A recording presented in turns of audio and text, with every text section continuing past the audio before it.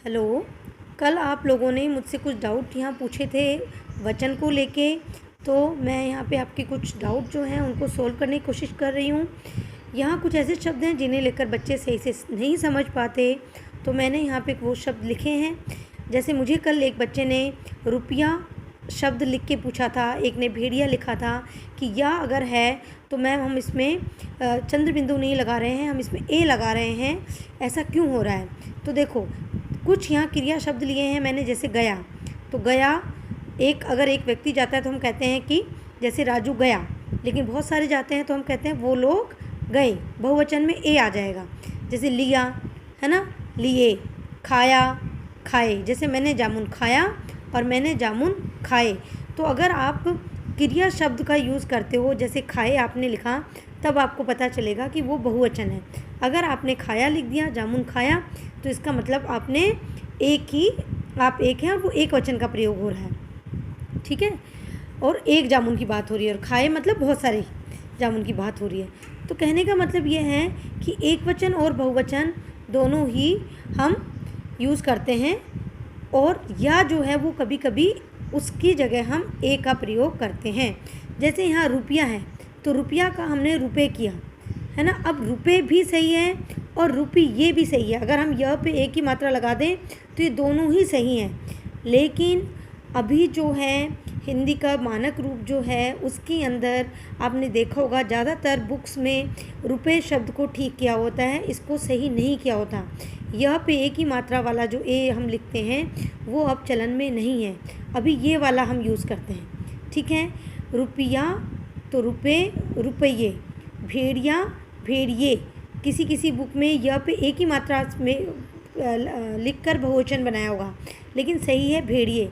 अब ये चाहिए के साथ भी होता है, कुछ लोग चाहिए ऐसे लिखते हैं और कुछ लोग चाहिए ऐसे लिखते हैं। तो ये यस पे जो एक ही मात्रा है ये अभी ज़्यादा नहीं यूज़ होता है बुक्स में, सब जगह हमको ऐसा वाला चाहिए लिखा हुआ मिलता है। तो यहाँ पे मैं आपका डाउट क्लियर करने की कोशिश कर रही हूँ कि अगर पीछे या आ जाए तो कुछ जो शब्द हैं उनमें हम या हटा के ए लगाते हैं जब हम बहुवचन बनाते हैं, ठीक है। ऐसे ही एक शब्द होता है लिखिए, तो लिखिए में भी क्या होता है, ए से एड़ी आती है लिखने में, ठीक है। अब यहाँ देखिए, कुछ ऐसे शब्द हैं, मैं बच्चों ये भी बताऊंगी आपको कि कुछ ऐसे शब्द हैं जो हमेशा एक वचन में आते हैं।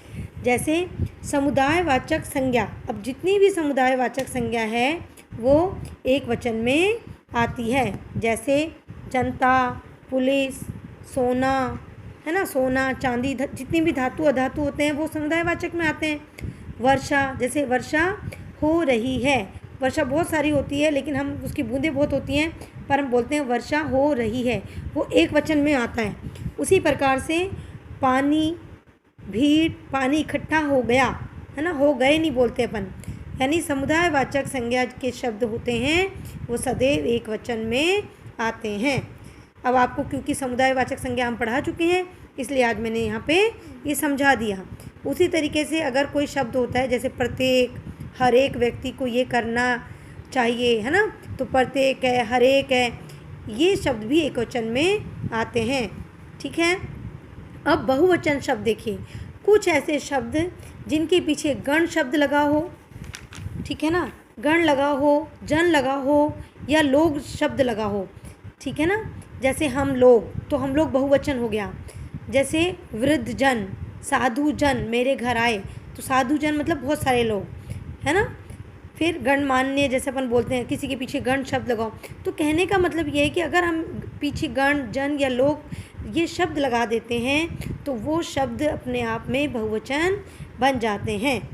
अब इसके अलावा कुछ शब्द और हैं जो हमेशा बहुवचन में आते हैं, जैसे हस्ताक्षर, प्राण, है ना, उसने हस्ताक्षर किए, हस्ताक्षर किया नहीं होता कभी भी, हस्ताक्षर किए, उसके प्राण निकल गए, प्राण गए, ठीक है। तो ये हमेशा बहुवचन में आता है।